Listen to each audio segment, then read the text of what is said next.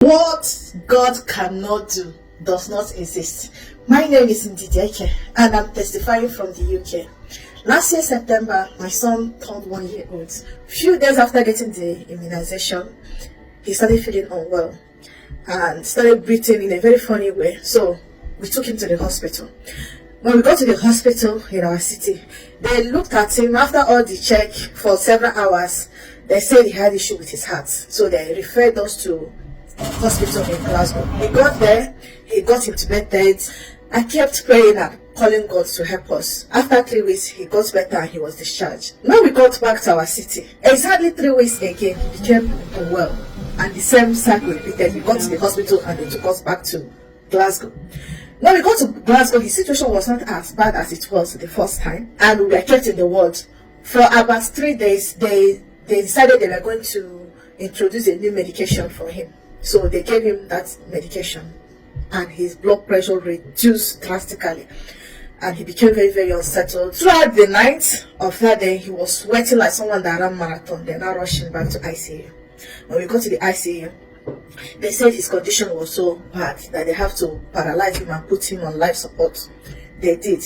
Meanwhile, one of the specialists told me that they were worried about him because his heart rate became so high. So they were giving him treatment, but the more they treat him, the more the condition gets worse. 8 days after that, they said that he was in a very bad situation. They have to put him in ECMO machine. So this ECMO machine, what it does is it will drain the patient's blood, all his blood out of his body, add oxygen to it and remove carbon dioxide. It happened on 18th of November 2024. When they put him on the ECMO machine, the next day being 19th, the doctors, one of the consultants called me to tell me that the situation they saw my son, that he wasn't going to survive. I said my son will not die. That the God herself said I will not cast my young. He will not die. So he repeated himself. He just wanted to make sure I understood what he was saying. I said my son will not die. So he left me. I was weak. So I had to call my husband who was in another city and join us in class to come and see what we are hearing. So they came. When they got in the evening, coincidentally, the other consultants came to address me. So this time around, I was sitting just by the side of my son in the ECMO machine. He now pointed at the machine. He said, your son's life is in this machine and we are going to disconnect the machine as soon as possible. I just want to tell you to prepare your mind that once we take him off the machine, he will not survive. It will just be a matter of minutes and he will pass. I said my son's life is not in the machine. His life is in the hand of God. The God herself said I will not cast my young. So I keep saying it, my son will not die. So when we are there, my husband now arrived and he said the same thing. My husband said no, we are not going to bury our child. So the consultant was a bit confused. So he now said he's going to reschedule the meeting the next day so that other specialists who are taking part in the care of my son will tell me what they found. So the doctor advised that I can call my pastor if I wish, that they are going to bring the hospital chaplain in the meeting as well. So prior to the meeting the next day, throughout that day it was a very difficult time.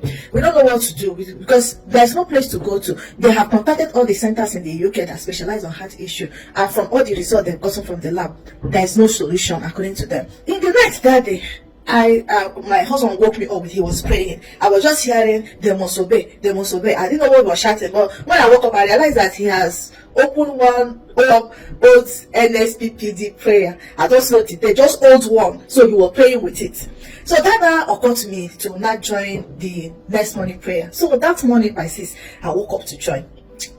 When in the prayer, I heard this prayer point for the first time in my life. Pastor Jerry said, touched the earth and said, oh earth, you shall not receive my body. I jumped up from my bed and I pointed on the floor. I said, oh earth, you will not receive the body of my son. Oh earth, the blood of my son will not spill on you. So I kept praying that prayer. So after the prayer, when I was going back to the hospital, I got outside and I touched the grass and I shouted, oh earth, you will not receive the body of my son. So we went for the meeting. When we got to the meeting, all the consultants that are taking care of my son, they were there at the hospital chaplain. They repeated everything. One of the consultants said that my son's heart has damaged, lungs collapsed, that is medically impossible for him to recover.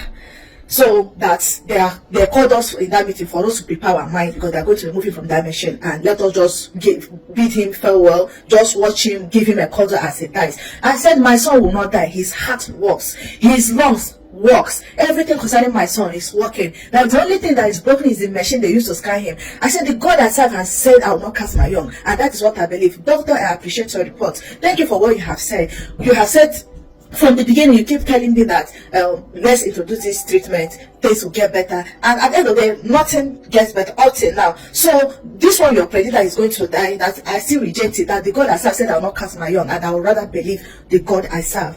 So they said that they are willing to leave my son for another couple of days in the machine to give us time to come to terms with what they call reality, that is in person, so that it won't come as a shock to us. I said, no, I don't want him to stay in that machine for any extra minute. I want him to be taken off the machine as soon as possible. If it's possible to take him off now, they should take him off. I'm not buying any time. The only reality I have here is my son is going to cry on that bed, and I'll carry him and nurse him.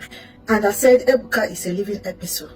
He is a story that is being told by God, and all of us in this hospital, in that meeting, we are just playing our own part in the life of Chukwuebuka. The God that is directing his story, the God that is writing his story, it's up to him to decide what will happen after this meeting is done. Now, I'm not going to let you, doctor, to decide that Ebuka will die. That I refuse it. Say they should go ahead and take him off the machine, and let's see.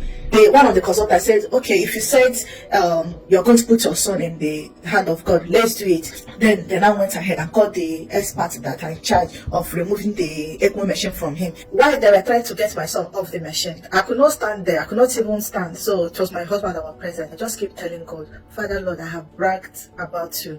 I have bragged of what you can do. I have bragged about your word. Please come and defend yourself. Don't put your name to disrepute. I have told these people that you said I will not cast my young. I have told them that you are an expert in dealing with difficult problems. You are an expert in doing things that are impossible. After bragging about you, please come and defend yourself. When they tried to remove the machine, they followed the protocol to work because they expected him to die within 15 minutes. So when they removed, before they removed it, they just test run it for 15 minutes. By God's grace, my son was still alive. They tried it again the second time, this making it 30 minutes. He still did not die. They removed the machine. To the glory of God, they keep removing treatments. In fact, the more they remove the supports they put to him, on my son, the more he recovered. In less than 3 weeks, he was removed from all form of support. I just want to thank God. Today, my son is strong, healthy, and alive, and we have been discharged from the hospital and back home. What God cannot do, indeed, does not exist.